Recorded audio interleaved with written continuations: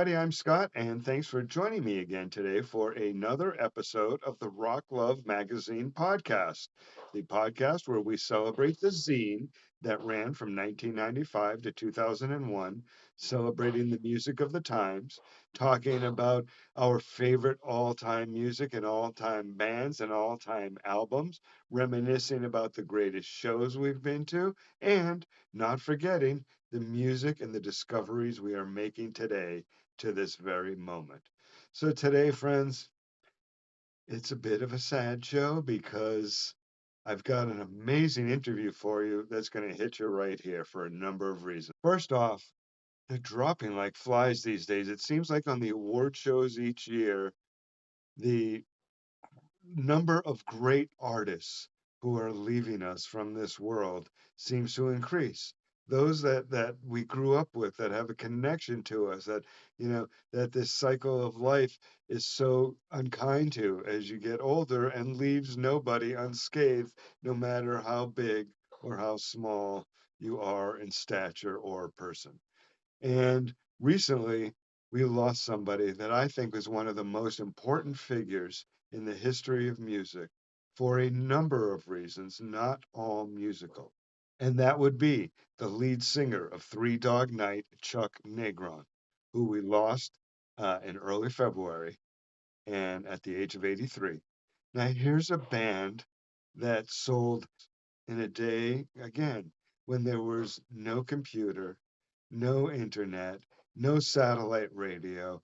Radio was regional and local, but everybody listened to the same thing because there were only a handful of stations in every market promoting the new music of the day. And for a 15-year period between 1968 and 1983, but especially between that 1968 and 1974 period, those first 5 or 6 years of their career, Three Dog Night was one of the biggest bands on the planet. Think about all the hits that they had. Mama Told Me Not to Come, Shambhala, Harry Nilsson's Gorgeous One, The Show Must Go On, Black and White, Never Been to Spain, a beautiful rendition of Laura Nyro's Eli's Coming, an even more beautiful and very different rearrangement of Try a Little Tenderness. Shambhala. I mean, the list goes on and on and on. These guys were prolific, and they toured and they tried to recreate what they did in the studio live, and it was an amazing thing. And I'm just so sad to lose Chuck Negron. This is a band I listen to all the time. This is a quote unquote supermarket band. One of those artists that is just so large and so prolific that these you hear these hits when you're shopping in the grocery store. So today I've got a remembrance and a little bit of a tragic tale to tell you. Because in 1999, I had the honor, shortly after he published his autobiography, of interviewing for RockLove Magazine Chuck Negron. And remember, all these interviews you're hearing, these have never been heard publicly before. These interviews were all done in poor quality on cassette. Remember those old suction microphones we had that you went into the cassette recorder and then under the back of the phone?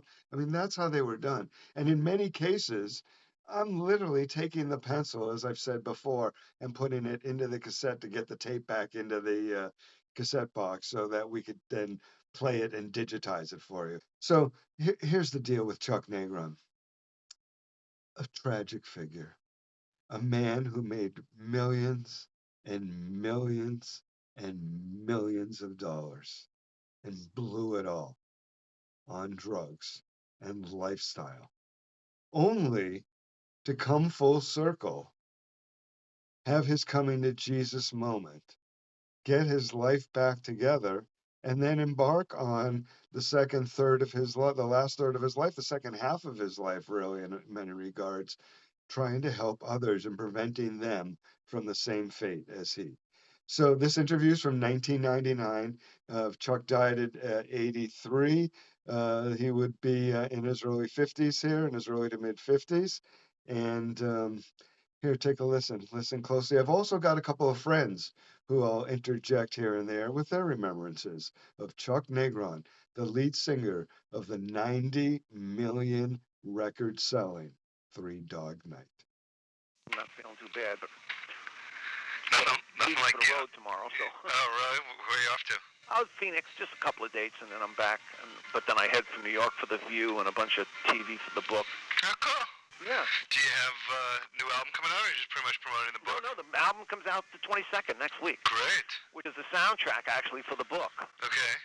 So a lot of the songs parallel what's going on in the book. Tell me, writing this book must have, I mean, you've lived this, but then when you go back and sort of pen it for others and look at it from the outside, it's got to be an incredible experience. Yeah, it was a very difficult experience, actually much more difficult than I thought it would be, because actually when I kind of did some work early in my recovery, I went over a lot of these things, making amends to people and financial and, and personal and just many things, and I thought I had covered everything, and then when I got into this book, just, a plethora of resentments and pain and shame. So it was very difficult. When did it all start? I mean, when did it all start to get bad? Because we all sit here when we're 14 or 15 or 16 and would have killed to have been the lead singer in Three Dog Night, Yeah, well, it was an interesting thing that I was someone who never drank, never used. I was in college playing college basketball on a scholarship, was on Columbia Records as a solo artist.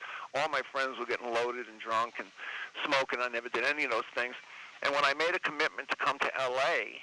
and really pursue the singing thing, the first night I was there, I went to a party for Donovan, and it was just all sorts of people. Mothers of Invention were playing, and Joplin, Janis was there, just hundreds of people, future icons, so to speak, and they would, passing around joints, and this girl came and kissed me and dropped something in my mouth. Later on, I found out it was acid, and it was like, I made a decision that my hair was short, everyone's hair was long, because I was a ball player, and I just said, look, I want to be a part of this, and I made a commitment, and everyone was doing it. It was just like, walk into the schoolyard and everyone playing baseball, you play baseball. And it was not that I didn't know better, because I did, but I went ahead anyway, and from that day till September 17th, 1991, I used every day. Wow. So it was something that happened to me immediately. The progression got worse, little by little. Sure. And the reason it probably took so long for me is because my first half of my life was spent playing ball. I was in unbelievable shape to be a drug addict. Wow. When did you know you had a wonderful voice to use for music? I was pretty young, and I was in this. I think it was. I was in. Let me see. The third grade, and my mother put my sister and I in an orphanage for a short period of time. She called it a home, but it was an orphanage. And she came and got us a couple of years later. But I mean, she had to work. She was very young, and they had a choir, and I heard these kids talking about this guy Charlie. His name was Charlie. What a great singer. And the first time I heard him, I said, I'm better than that guy. And before I even sung, and I started to sing from that point on. But I knew I could sing before I sang. And tell me about as your band came together and how that success and what became known as the Three Dog Night legacy, how that affected your life and this problem. And how did it get in the way of the wonderful times and the wonderful aspects of which there are in being a musician? Oh, sure. There's wonderful things. Well, in the beginning was a lot of fun, and the drug use was recreational, and everyone was having fun. Everyone was partying. We were young. We recovered quickly. We did the shows. We were fine. Very rarely were we too stoned to do a show. I mean, it happened. But everything went fine, and little by little the drugs got more serious, from pot to coke to downers, and eventually for me to heroin. And it little by little it took its toll. But what it does is before it really beats you up, steals everything. Steals your life. It kind of takes a bit of your soul and the windows from your eyes, and you start missing all the beauty around you. And that was sad when you're doing, like I did the Cotton Bowl. We sold out the Cotton Bowl, and I hardly could see anybody because I had a broken nose, a broken arm. And I'd been in a car accident from being loaded, So little by little, you just miss a piece of the day, a piece of the moment, and next thing you know, you're missing it all. And how about as your band peaked, and then you're not on top of the game and on top of the charts anymore, and does that exacerbate the situation? Well, no, actually, what it really encouraged the situation was the length of the success. Yeah. From '68, I mean, when we left in '76, that was the first album that really didn't do well, but it was such a big concert attraction. We still were making great money out on the road, and then we just quit. So we didn't go through a long period of failure. We just kind of walked away, and when we walked away, there was only two guys left in the original band, Corey and me. Everyone else was a casualty. Everyone else, Joe Shermy was fired, Danny Hutton, he almost died. He was jaundiced. We had to replace him. Not many people know that this band really were full of drug casualties. But no, making the money perpetuated this thing getting worse and worse. I mean, I had a car accident. I still work that night. I had a broken nose, broken arm, and I did the whole tour. No, when it was over, it really gave me a chance not to be scrutinized, and then it got worse because of that. How much of the whole business and what's going on around in the business and it adds to the allure of the whole thing and the glamour. Yes, it is. It's a romantic thing. It's that sex, drugs, and rock and roll. Yeah. Who wouldn't want that? Yeah, right. But the thing is, we created that saying. It wasn't something that we jumped into. We created it. Right. So it wasn't, not me, but our generation. Right. I mean, before that, people weren't telling you to go get loaded. I mean, this was a whole new deal. And cocaine is not addicting, and this, I mean, the message was from a bunch of kids who didn't know shit. And not many people walked away. Many, unfortunately, died. Janis and Jimi Hendrix and Morrison and Belushi and on. And even to this day, in this decade. Kurt Cobain. Yeah. On and on. The guy from Blind Melon I thought was brilliant, and the guy from Sublime was brilliant. Sure. I just did a show with his wife the other day. So sad. Just tragedies. And the thing is that we created. See, I didn't walk into this sign, sex, drugs, and rock and roll. We created that. Right. So we were right there at the beginning, and we're telling everybody now the message sucked. It's wrong. And people, record labels, management, I don't even know how it's done, but to romanticize the death of these people, for even at one point for Courtney Love to be allowed to get away with the way she kind of sold drugs to the audience. Now she doesn't, God bless her. No, I sit here and say, I sit here as a big music fan and say, why don't we learn? Why don't any of these new young musicians learn from the Janices and Jimmys and Because everything is romanticized. I mean, you go to the store, there's all these, the new box set, the 57th version of Jimi Hendrix Greatest Hits, and it goes on and on and on, and it was a very romantic time, and there aren't enough people coming out and saying, like my book. I don't know if you read the book, but my book is brutal. I mean, it is so honest, and it's not, a tale that isn't, uncommon. Most people don't live, get through what I get through. But Sly Stone, and there are people out there that are still living this crap. They're still... and it's not romantic until people come out and say, like when Jerry Garcia's die and he's in a rehab, and his people don't come out and say, you know what, this is not romantic. It's been a nightmare for 10 years. The guy finally died because his body gave up on him. Until people like me come out and take the romantic edge off this whole thing. Look, I sold more records than all those people. 90 million. It wasn't enough. It wasn't enough. Yeah, Chuck, it's like you sit there and go with some of these athletes, here they're going to take you out of the slums and give you $10 million a year, but all you got to do is stay away from cocaine. And, and Darryl Strawberry, they're all still doing it. Yeah. Hey, let me tell you. I was an athlete, too, so I know that life. And I grew up in the city, and I played ball, in Harlem. And you know how sheltered that is, too, What? You know how they shelter you when you're an athlete as opposed to a musician. Yeah, but still, when you're out in the streets and you're with the guys, man, you wonder, what happened to this guy? Oh, man, look at him. He's playing for junk. Oh, really? You're kidding. It was All City last year. I thought he was going to Duke. Oh, no, they got him over the summer, man. They got him hooked. I mean, it's on and on and on. And these athletes, they're so over the line, just like rock stars, not only with drugs, with sex, with inappropriate behavior, because we romanticize our heroes and we protect them from life's scars. We protect them from jail. I mean, if normal people did what musicians... Oh, sure, you'd be behind bars for good. Behind bars. Sure. When I finally went to cry help, this woman sat me down, and she said, "You disgust me," and I basically went, "Well, fuck you." And she said, "You're a criminal. You're one of the criminals that get away with it. You're one of the criminals that keep doing this stuff because you got a little money and you got some gifts from God." And it finally hit me after being there several months that she was right. I was a criminal, and I'd kind of done that a lot, taking the gifts that God gave me and turning them into hustles, not knowingly. It's just what the American dream is. I never met Chuck Negron, but I did work with Floyd Sneed when I was in my early 20s. He, of course, is the drummer for Three Dog Night. Black guy, just so you know who I'm talking about. Great guy. And I was playing with a guy named Chris Shalin that actually was a fairly well-known magician, had a special on ABC television, which was a big channel from Los Angeles back in the day.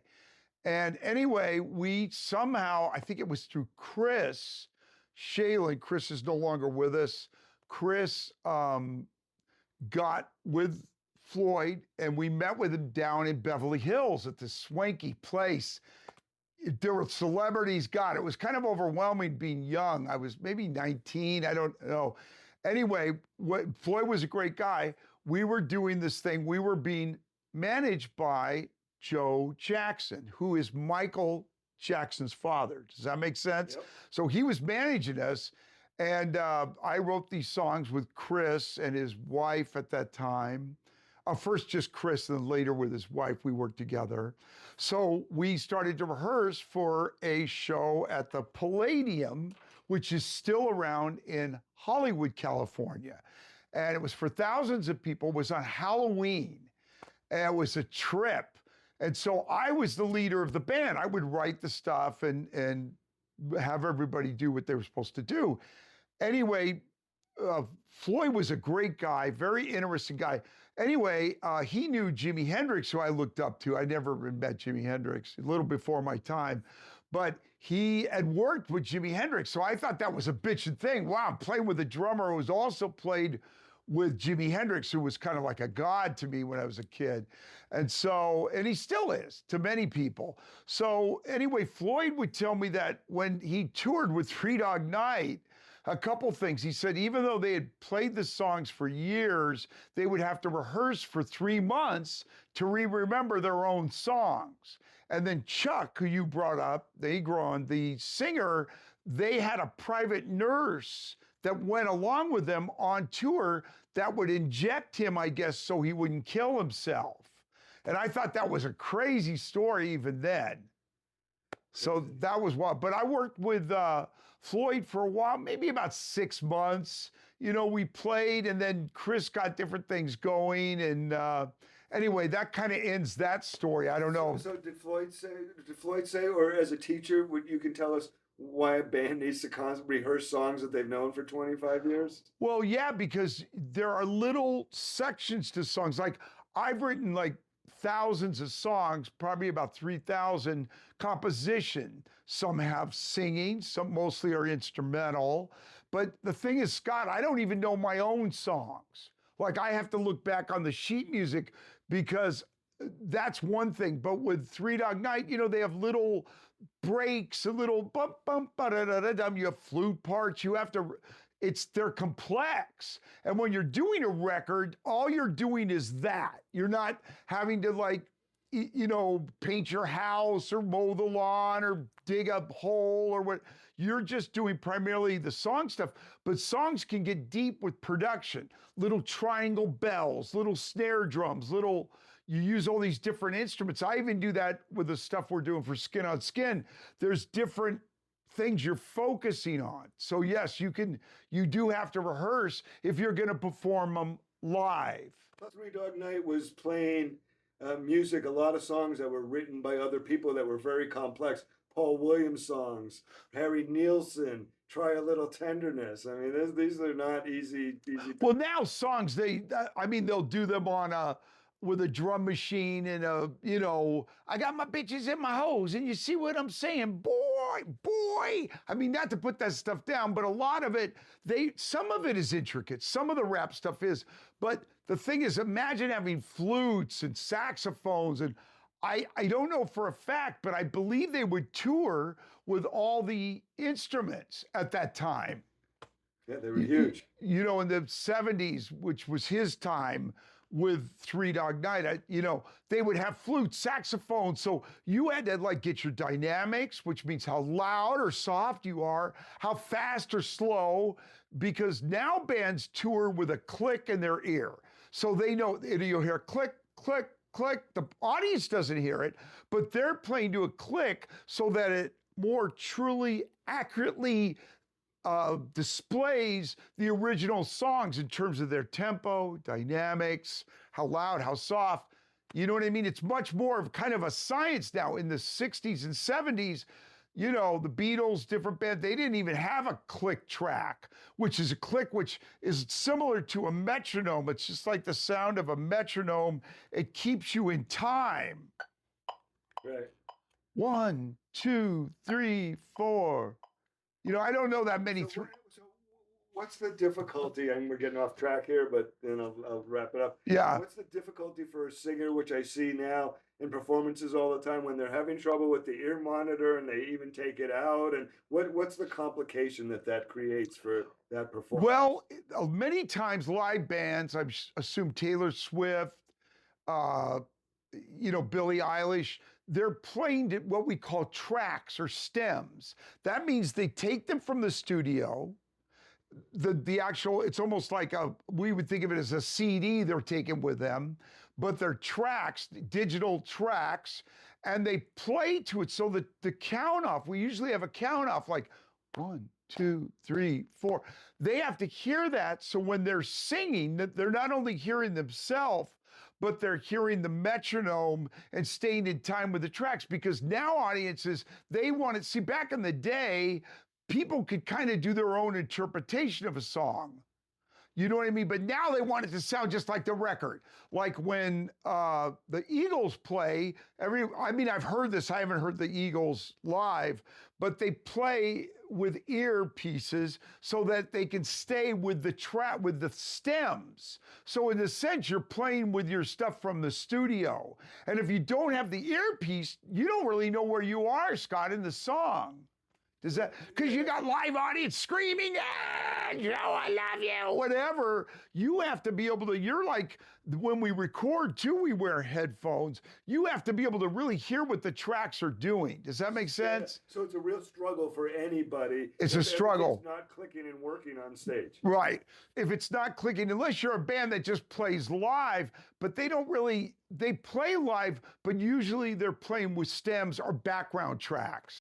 About the music, how did at the time, of Three Dog Night's height, and this is going on, and obviously it sounds like you weren't the only one in the band imploding or heading towards an implosion. What about the music? Is it being fueled by this? Is it being aided by this? Is it that, I'm getting so creative high and making great songs?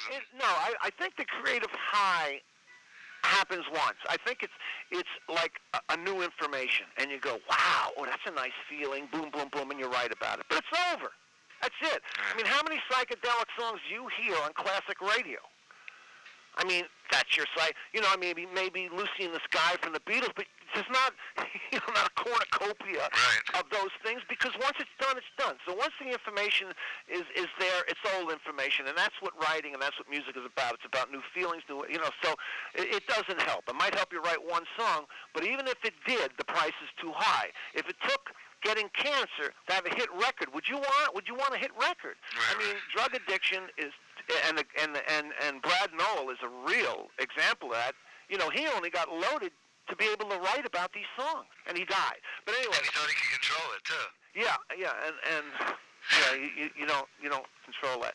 But anyway, no, it didn't fuel the music. Matter of fact, it made it difficult, because then you're on the roller coaster of taking the downers to go to bed, and then getting the cocaine to stay up, and then taking the booze so you're not too freaky in the studio, and you know what I mean.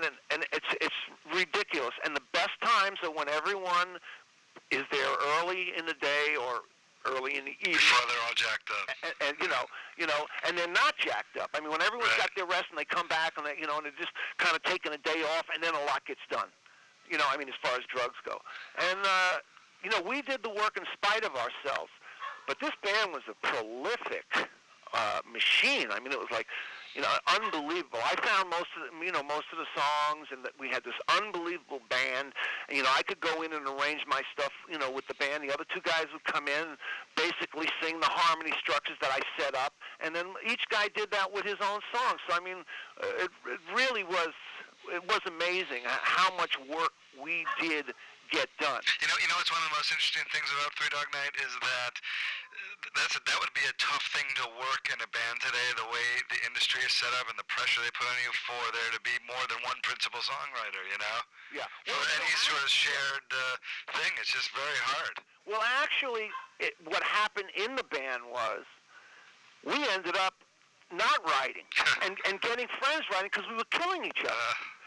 Your point is well taken. I mean, we were, you're not changing that line. Well, then fuck you, don't do it. And it ended up, we found Randy Newman, and, Laura Nero. Harry Nilsson was upset that his label wasn't releasing his own songs. He never had a hit with one of his own real hits. Unbelievable, all those great songs. All those great songs he wrote, and his record company's releasing Everybody's Talking and that other song that Mariah Carey recently covered. And, I mean, good stuff, but Harry was a genius.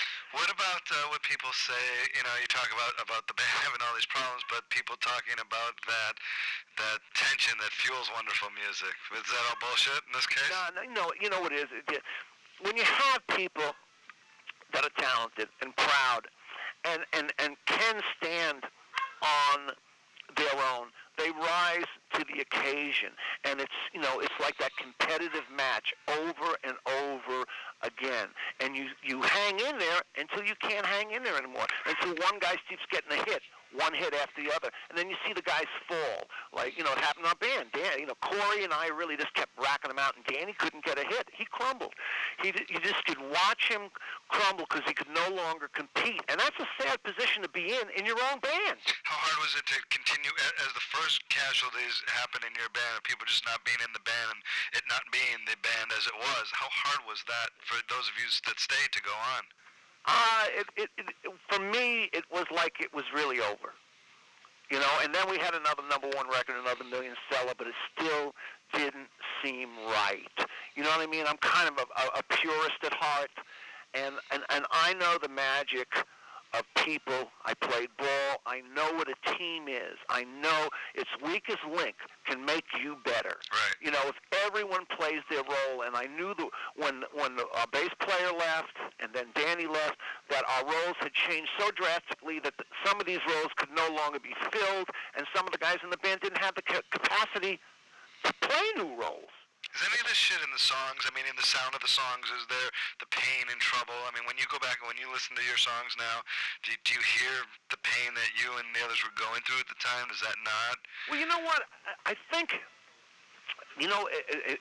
although at times there was pain, when I did The Show Must Go On, which was The Show Won't Go On, that's what the song was written.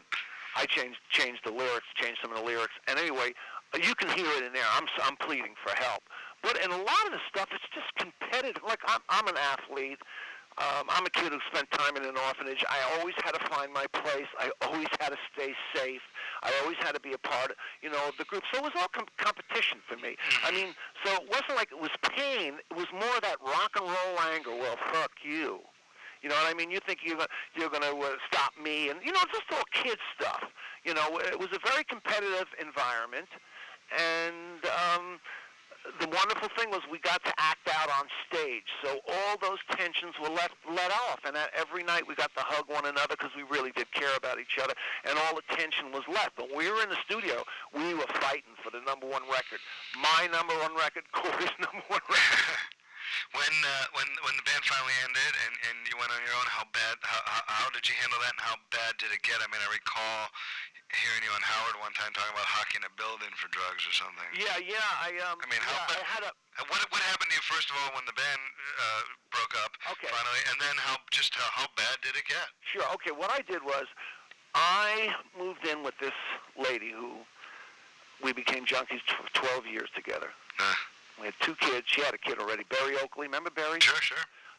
She had his son. She was married to John Densmore in the Doors. She went out on the road with the Allman Brothers and got pregnant with Barry Oakley. Had Barry Oakley's kid. Of course, Barry died. She divorced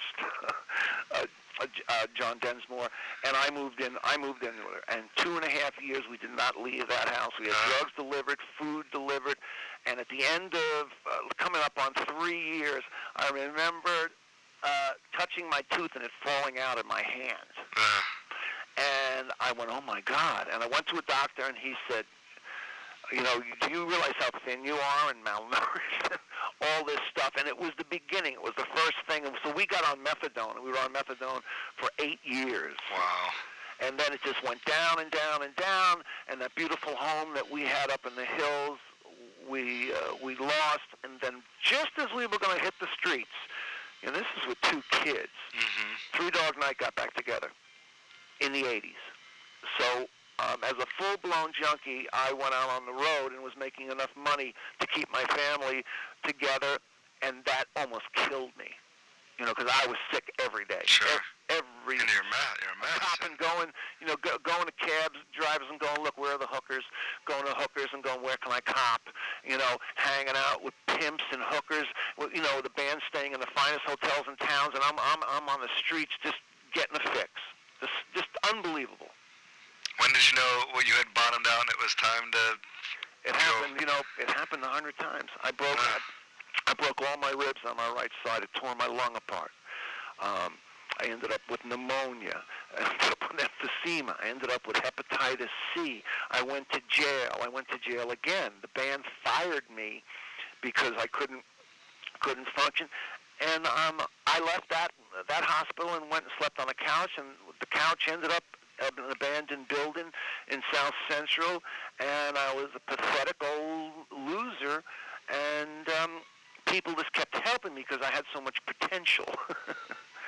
And thank God they did help me. Thank God that there were people that cared. This attorney, Robin Silna, who helped me with some of my legal matters, just constantly helped me and took me in. And she took me in. She did everything she could until I robbed her car, and I was going to jail again. But you're obviously aware, Chuck, that, you know, we're talking about 90 million records here, and you made a pretty sum. I made, and now this is what, okay, first wife, half. Yeah. Second wife, half. Robert Shapiro, half. Robert Shapiro was my attorney. Right. Kept me out of jail for years. I mean, that's, you know, you got to keep these guys on retainer all the time. Sure. You know, and it was a choice. You know, I mean, it's like another world, man. Was it like a safety valve to you? Yeah, well, no, what it was, yeah, but no, but the criminals. I mean, you can do whatever you want, and you got this guy to keep you out of jail. Yeah, but the criminals tell you, you're in jail, they go, man, and it's like, you know, like that God, man, this is what you do, man.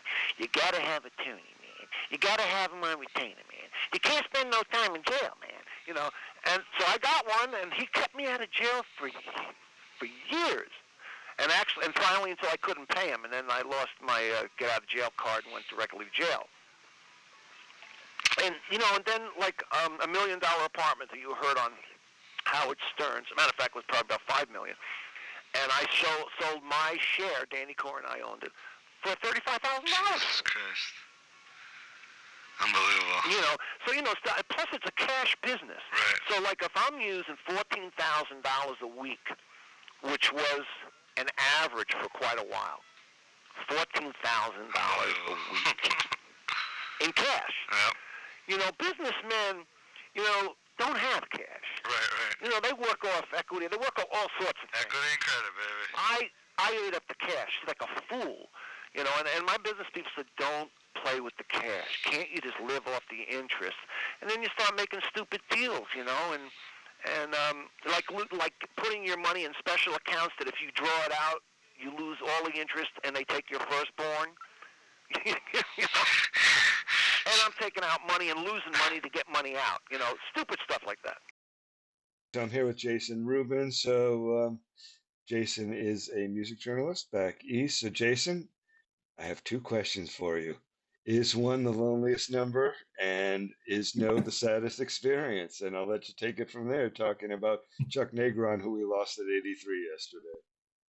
Yeah, no, one feels very lonely, and I can vouch for that because twice over the past 2 or 3 years, I've seen Three Dog Night in concert, and there is only one dog that has been doing the lead vocals there, and that's Danny Hutton. Um, and even though I don't think they didn't name the group because there were three singers, but having only one, while still an entertaining show, you definitely missed something.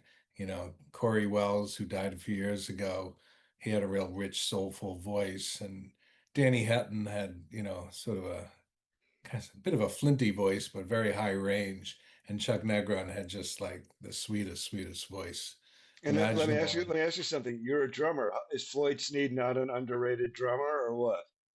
The thing that always impressed me is the size of his drum kit. You never think by listening to Three Dog Night, it's like, well, it's not like there's a million drums going on there, but it's like solid. And then you'd see like a clip of them, and he's freaking surrounded by drums.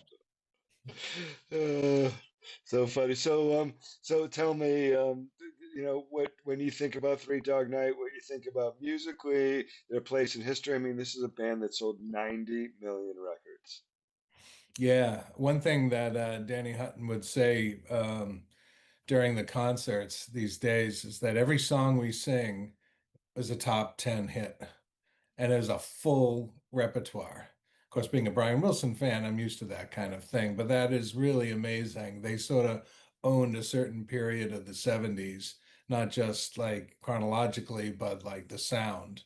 I mean, they definitely were just radio friendly, but without, with really good songwriters. That's the other thing. It's like they didn't do much of their own songwriting. They took the cream of the crop, some of the greatest songwriters out there, and they took these great songs and just, applied harmonies and a solid band. Just a winning formula. And I know it's just Danny and whatnot, and it's a cast of characters now, but just like emotionally, how does it feel just hearing that stuff played live? um, which is impressive because you figure like in the studio they really get the chance to like perfect the vocal blend and everything. But I mean, those concerts were really good. But when I think about Three Dog Night, the nostalgic aspect of it comes to me because I have a sister who's 4 years older than me, and I used to raid her record collection, which wasn't that big, but we were talking like 71, 72. She had Carole King Tapestry, she had Carpenter's records, she had Bobby Sherman records, and she had, I believe, Three Dog Night singles. And I can remember one was definitely Shambhala, which is my favorite Three Dog Night song. Another one is Old Fashioned Love Song that Chuck sang lead on. I can't really remember what the third one was, but it was definitely one of those. This was like the moment of my opening up into music, and um, and I would play those singles and probably stole them from her and still have them.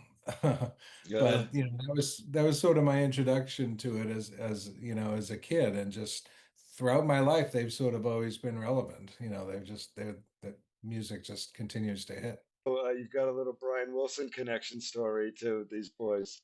So yeah, it's an interesting story. So, sometime in the mid 60s, after Brian Wilson came off the road, he sort of made a new group of friends and found like a new group of drugs to take. And Danny Hutton was one of those people who became a close friend of his right up to the day he died. Um, and so Danny was like, he was there on site during Pet Sound sessions, Good Vibration sessions, Smile sessions. He was really involved there. And just about 1968, I guess, he had a band that was called Redwood. And he wanted Brian to produce them. And Brian wanted to sign Redwood to Brother Records, which was this new label that Beach Boys management put out. And Brian was psyched about it, and he had the song that he was gonna do for them, which was "Darlin'." And then Mike Love, who is the lead singer of the Beach Boys and biggest asshole in rock and roll history, put the kibosh on it. He said, "No, this song's too good. You know, the Beach Boys are going to do that." And because of that, um, you know, Redwood never recorded the song. Redwood was never signed to Brother Records. They eventually signed with ABC Dunhill as Three Dog Night. And the Beach Boys missed out on millions and millions of dollars of sales and royalties that they would have had if Randy they had Hilliard signed them. Records, baby. You know, And, you know, it kind of sounds like Badfinger a little bit, that story, you know? well, you know, hindsight, but you know, I mean, Darlin became, you know, a mid-sized hit for the Beach Boys. It's the first track on Beach Boys Live in London, which was another album that my older sister had. Um, and yeah, so I mean that's a cool connection. But yeah, I mean, I have a number of Brian and Beach Boy documentaries, and Danny Hutton is almost always a talking head because of his close friendship with Brian. Huh. Interesting. So You know, did Brother Records ever did it become something, or did this put the kibosh on the record label also, or well, so like yeah, from the time of like 67, 68, so like Wild Honey, Friends, 2020, um, you know, moving into when they moved to Warner Brothers Records. You know, the Beach Boys albums had sort of that imprint, but you know, they never did sign anybody, and it was a bust. It was supposed to be like their version of Apple Records, and it just never happened. and had it happened, imagine the different trajectory it would have had. Yeah, I mean, you know, could have. I mean, you know, for Three Dog Night, things worked out fine. You know, Yep. you can't ask for anything better than what they had. I don't think they ever did Darlin though, which is interesting. You know, I would love to have heard them do a version of it. When did it change, and when you sound great now? So when did it all change? Um, September 17th, 1991, I'm getting ready to go to prison for stealing a car. And I have a choice. They will take me in this place called Cry Help, which I had heard about for years, which is the last house on the block. It's like a prison. Mm-hmm. And so I go there. And I'm in this place. They take me to the hospital because I pass out and I'm very, very sick. And I missed one thing. I'd just gotten out of a nut ward before I stole a car. And they had to reteach. I had a seizure. They had to reteach a redundant part of my brain. 1 and 1 is 2. I had to start from scratch, man. Wow. Yeah, it's in the book. Start from scratch. I haven't gotten that far yet. And I came out and I used again. Anyway, so I'm in this Cry Help. They tell me that I'm probably not going to live for 5 years, that my hepatitis C is really bad, and I end up, I get on my knee. You know Mike Finnegan? Mike Finnegan comes and visits me. And I go, Mike, what am I going to do? And he goes, Chuck, I don't mean to scare you, but you look dead, and there's nothing that will save a person like you but a prayer. He says, you got to count on a miracle, man. You know. So I went in. I about 3 days later, and I got on my knees and I prayed to just let me die, or give me a moment's peace, and I fell asleep in the middle of withdrawal, methadone, heroin.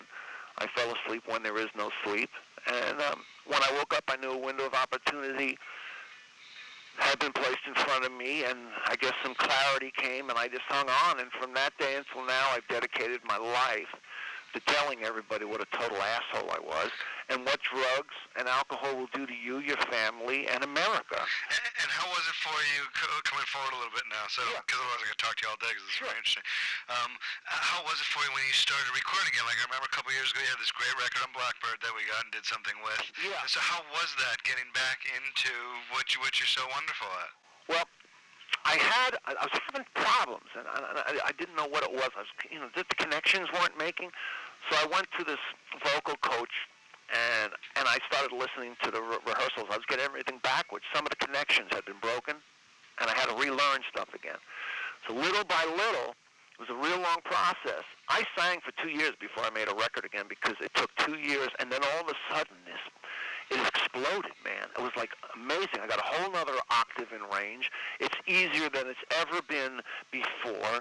And really, it took time. It took time. It was a real process. And in the studio, I had to learn how to act properly with people because I was trying to reclaim my life, and I had a tendency to walk over people, because I just didn't trust anything, and it was a real process in everything, and even in today, everyday life.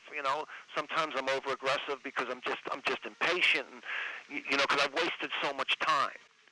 Yeah, and you can't get it back. Yeah, right. And for the most part, I'm at peace with it, and my life is great. I'm really, really blessed. I have a wonderful family. I mean, before I'm at the office now, I was, with my daughter and a friend in our swimming pool, and the waterfall was falling on us as we were laughing. I mean, it's a good deal. And how about this whole process with the book? I mean, when did that first cross your mind, and how hard was it, or had you pretty much reconciled a lot of these issues? I decided if I wrote this really telling book, not a self-serving autobiography, but I mean, there's people that are not going to like me after they read this book, but that it might help someone. And it was over 2-year process. It was very difficult. At points, my family and I were going to stop it and not do it because it was too painful. And now I'm glad I did because the book is doing unbelievably. I'm getting stuff. I'm making calls every day to people that want help. I mean, it's really, people you wouldn't even believe, important people have called me that have problems and they didn't realize it. And what are the few simplest pieces of advice you give to somebody like that? Or is it individual? Yeah, it's pretty individual. There's no, most of the part, when I listen, because I think people just need to talk and not hear me, and then I give them the information depending where they are. But the bottom line is to follow up and talk to me again, and just start a path of recovery because it's hard to change. It really is hard to change. What do you say when you talk to kids in the high schools other than telling them your story? Because that's when the allure of this all comes on, you catch a buzz, smoke a doobie, listen to some music, blah, blah, blah. That's when it starts at 14, 15. Well, you know what? I'm really getting through them. I'm really getting through these kids. It's amazing. I just came back from Aspen High School. I speak all over, and I donate it. I don't get paid. I go up on my own, and they hear this because they hear the records. It's still on classic radio. It's all over the place. And when they hear I was homeless, it really gets them. And a lot of them think, "Oh, it wouldn't happen to me," and just the interaction. They buy it. They believe it. And a lot of them, the letters I get are unbelievable. I was starting to smoke pot. I'll never do it again. Or just this positive stuff, And then some kids just asking, I'm glad you came because I really have a problem. Or my friend wasn't in school today because he has a problem. And, they start talking about it and get the secret out into the open. And that's the only way. That's clearly, obviously, the problem we're having in the high schools right now is not enough of that. Oh, yeah. Oh, no. Because there's, the kids are hiding it. And there's not a forum for many things. There's so much fear going on and not enough information. And what about music today? Do you think music drives somebody to kill others or commit suicide? No, I'm not a doctor. I have philosophies on things, but I think if you turn your back on your kids in a sense by making a better world for them, and now both parents are working, and kids are left, are left alone on their own, and I think things happen, and I think since there are so much violence, there are people that are affected by that. I think everything is romanticized. I mean, carrying a gun and shooting something is a kind of romantic experience. Yeah, it's kind of sick. Yeah, that's some sick stuff. Yeah, but there's not enough guidance. And I sound like an old man saying that, but I mean, what do kids do after school now? When I went after school, there was all sorts of stuff. Everyone's on their own. And, if they don't fall in with the right people, they're in trouble. When you talk to groups of kids, do you get a feeling of the aura of, who the potential troubled ones are? Oh, yeah, they look at them. The other kids look at them. Yeah, you do it enough that you they look at it. Oh, yeah, they start, you see the body language right away, and very seldom, but a kid might raise his hand, or a friend might go, "I'm really worried. My friend's here, but I wish he would stand up." And because I make it very safe, because I'm not a cop and I'm not a teacher.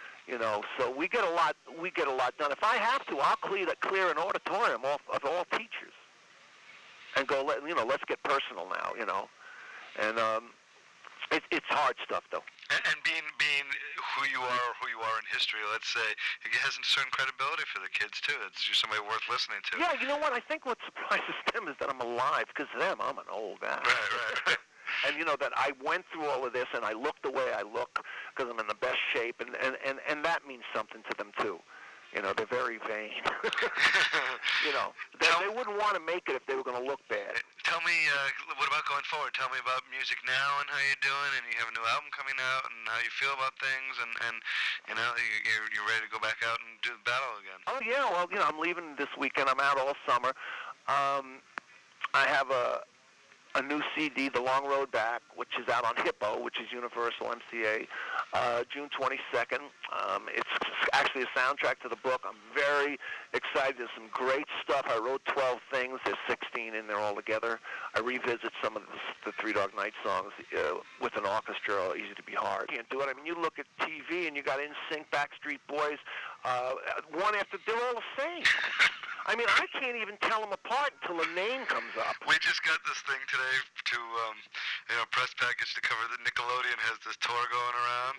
It was like 10 bands, and each band is like cutesy boys and cutesy girls, and it's like, it looks like 10 of the same band.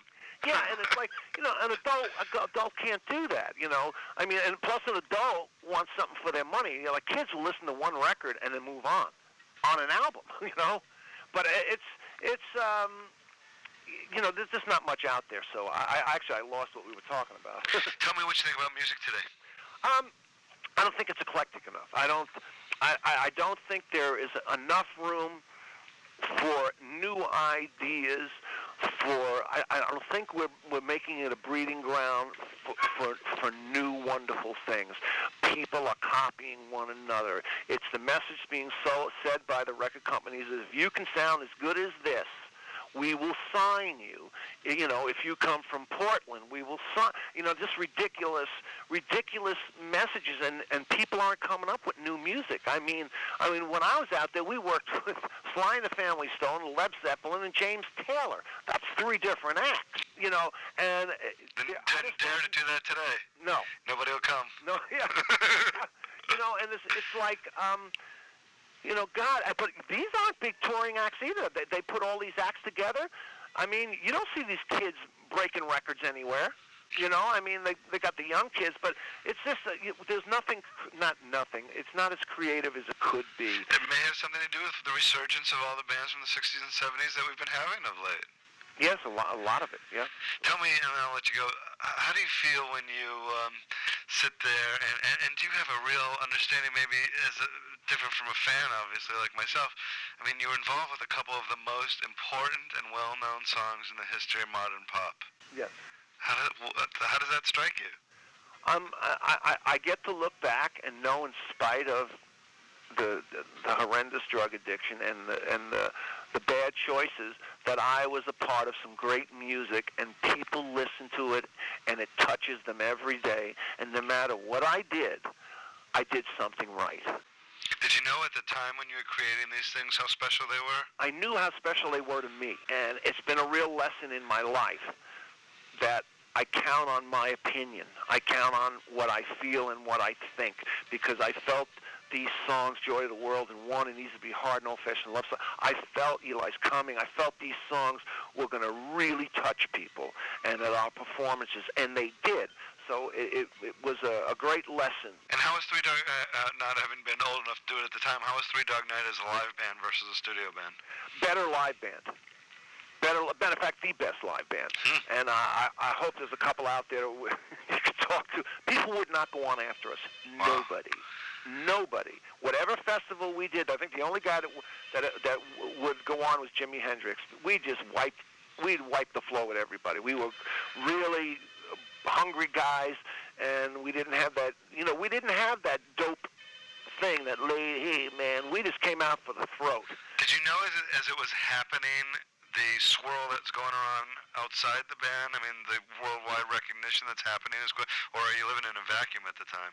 No, you know, you're kind of you're not in a vacuum, because you can see the reaction of people that this responding to you in a very weird, a way that you can't even imagine. Because this is what Elvis must feel like. You know what I mean? And you see it in your face, even if it's in Des Moines, New York, wherever it is. You know something's going on, and you're a part of it. And finally, are you happy with the discussion of Three Dog Night in history? Are they being given their proper place in the books and whatnot? No, Three Dog Night has been almost negated in a sense for a very silly reason that they didn't, write some of the great songs that they did. And the sad thing is, because they're a white act, they're being categorized, because none of the rhythm and blues, none of the Motown acts, none of those acts. If if that was the reason they for them to get into the Hall of Fame, they wouldn't be in there. Because not only did they not write the songs, they didn't pick the songs, and they weren't responsible for the recording of the songs. Sure. They just went in and sang them. Here, kids, sing this. We picked them, we arranged them, we sang them, and we went out and did live with the same band. So I don't understand the criteria. I don't understand why they beat us up, and it's acceptable for someone else. This was a great band, and you actually, history is snubbing its nose at a lot of people by not giving Three Dog Night its propers. Wow, was that not something? What a man, what a life, what a voice. I strongly encourage you to go back and re-listen to Three Dog Night right now after you're done listening to this.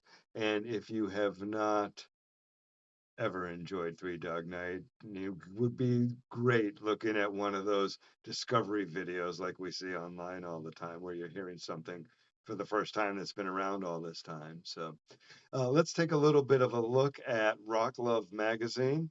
I've got a funny one for you here, going back into the vault. I still cannot find the initial episode of the magazine, but I did find the second issue of the magazine, and it's makes me want to laugh. It's pretty funny. It's a joke. No wonder nobody wanted to talk to us, and no label wanted to let us in. And we weren't even a zine. This was a newsletter at this stage. But there you have a great Chris Isaak album on the cover of the magazine, and you see also in my editorial page at the bottom, an album that is still one of my favorite albums to this day, Vibrator, by the artist formerly known as Terence Trent D'Arby, who today goes by Sanandra Maitreya.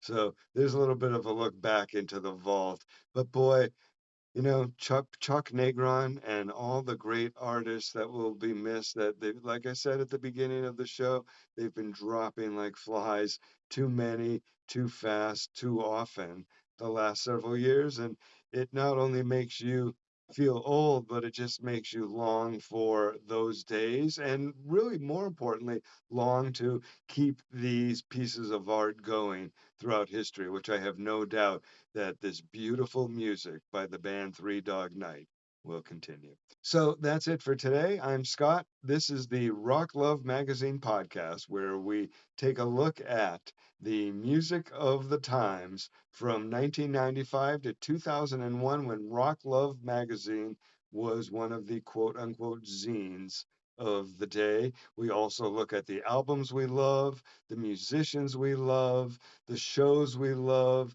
We're doing lists on this podcast of some of our favorite things in history. We'll just pick a category and give you what we think we liked the best and why back then. But it's a celebration of music. And not to forget, we also look for the best music and the best bands that we can find today.